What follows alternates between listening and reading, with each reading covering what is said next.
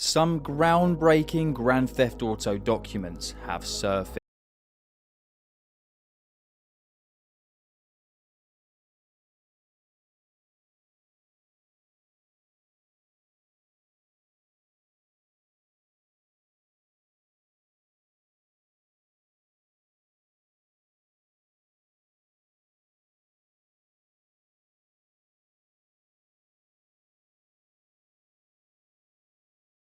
Some groundbreaking Grand Theft Auto documents have surfaced, and they're not what you'd expect. A 2001 GTA Online planning document has been leaked on the GTA forums, revealing ideas that are both incredibly ambitious and a little bit eerie. Rockstar Games envisioned features over 2 decades ago that later became reality, and some that you might actually recognise that are in GTA Online right now. But by the end of this video, you'll understand why Rockstar recently acquiring CFX-RE, the team behind 5M, is even more interesting now this document has surfaced. And trust me, this leak is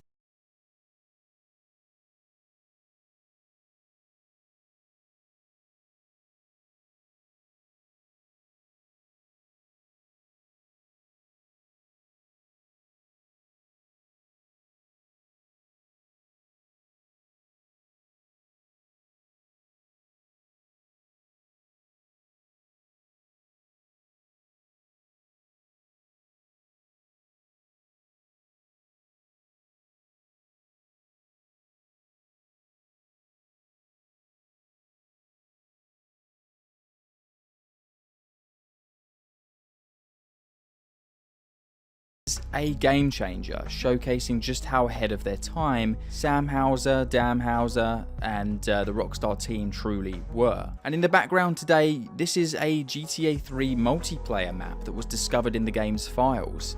We're going to be exploring some of them in the background gameplay, and I'm also a bit later on going to be showing you some of the alpha gameplay of GTA 3. But it is just a mod, but it's just there for the background. So the document outlines ambitious plans for an early version of GTA Online. Surprisingly, many of these ideas resemble features found in modern GTA RP servers. So firstly, the document begins with a very interesting image.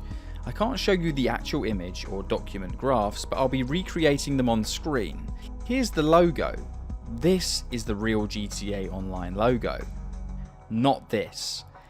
This has been the GTA Online logo for over 2 decades. If you go and fetch a copy of GTA 5, you'll actually see this logo on the back of the cover, which is very interesting. Interestingly enough, this is the very same logo found on this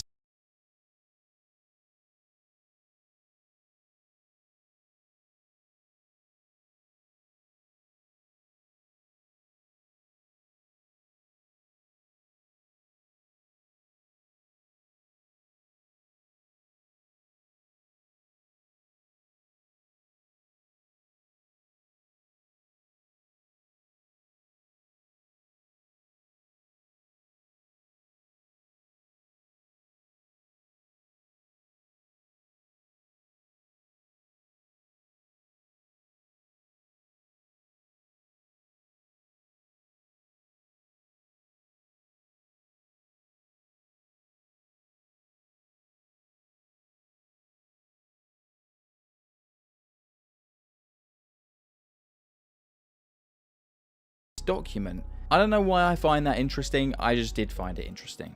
So firstly, there would be a character creator. There would be attributes to apply to one's character. And here's an example I recreated in Photoshop. And yes, there's an actual pre-alpha screenshot within the document, but I cannot show it for legal reasons. The leaked skills give some examples of what we could expect with our character creation, and it would even allow us to become policemen, which is something we only see on GTA RP servers, but this is something Rockstar Games were planning way back in 2001. It looks like a ton of the gameplay would have been point and click actions, a little bit like RuneScape.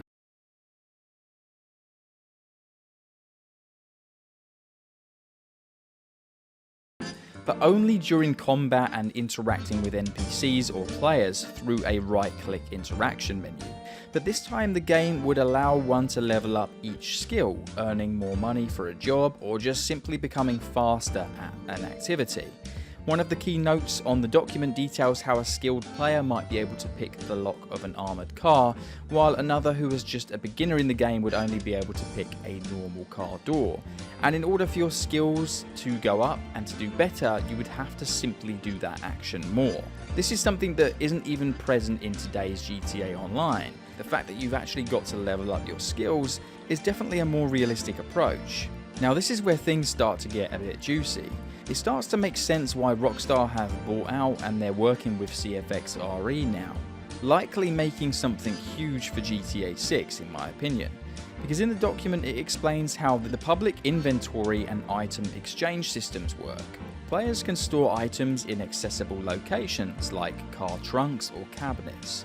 Accessibility varies based on locks, trunks, and require opening before you can access the items. Items in these places can be taken by others unless concealed. Players could exchange items and collect things throughout the world, something that was only really introduced properly by Rockstar in Red Dead Redemption 2, at least to this level of detail. So for item exchange, players can trade items by right-clicking on each other's character and selecting exchange. This opens an inventory and trade window for both parties, showing items and money being exchanged. Something I found super interesting though is how they seemingly planned to allow you to lose items almost permanently, and how items are precious in the game just like quote-unquote real life. They would encourage players to fight each other and even betray each other, knowing that some possessions could not be recovered after the player has died. So that is extremely interesting in my opinion. The player would also have to log in and out of designated areas such as a park bench, a bar, a nightclub or the headquarters. So as for the player attributes, there is things like strength, which would have affected how much the player could carry. There's dexterity and agility, which affects dodging and climbing. And then there's also attributes such as intelligence, which also affects how quickly the player would be able to, say, hotwire a car. These are all genuine examples Rockstar Games wrote down in this document, but it does explain how more skills and attributes could be applied, many of which suggest just how ambitious Rockstar really were with this project. For example, climbing, concealment, city sense, different classes of driving licenses, first aid experience, which could suggest working for a paramedic or as an emergency worker. There was gambling, which would suggest that casinos may have been planned long before GTA Online's casino. There's pickpocketing, swimming, which is interesting because in GTA 3, Claude cannot swim. There's bribery, counterfeiting, which suggests things like the counterfeit business in GTA Online would have been seen way before that in GTA 3.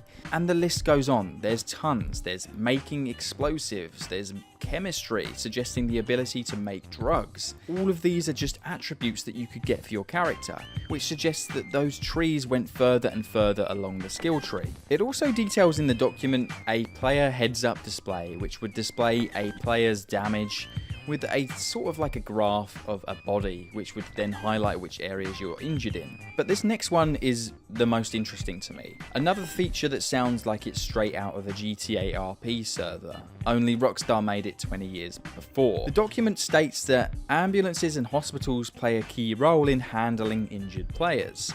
When a player is injured, an ambulance will arrive, often with police if the player has committed a crime. Players will be taken to the city hospital and they will be treated but sent to jail afterwards. Alternatively, players can flee the scene if they're able to and seek help from other players who are playing as doctors. Players can also play as police and pursue the player who has escaped. When a player is arrested, they face a court hearing and must choose to plead guilty or not guilty.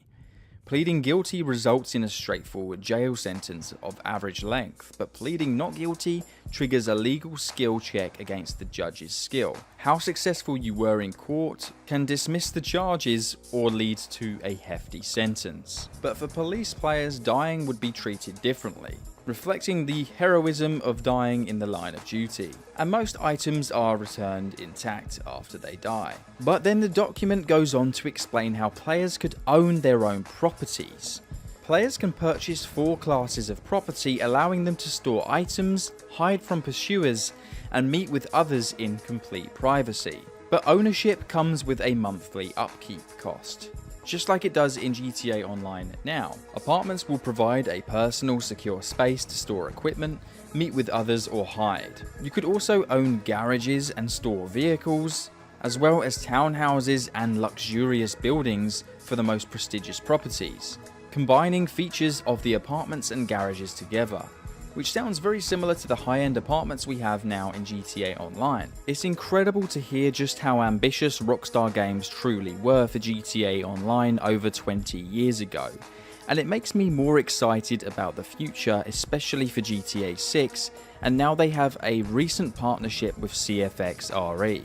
I'm extremely excited to see exactly what they do when it comes to the next version of GTA Online. Unfortunately, Rockstar Games never did manage to make GTA Online back for GTA 3, as we all know. But along with this leak, we also got a ton of information about GTA San Andreas. Make sure you guys stay tuned and subscribe for more GTA content just like this. And we'll also be covering the San Andreas girlfriends in the next video. So I'll see you guys over there and have a good day. In the next video. And we'll also be covering the San Andreas girlfriends in the next video.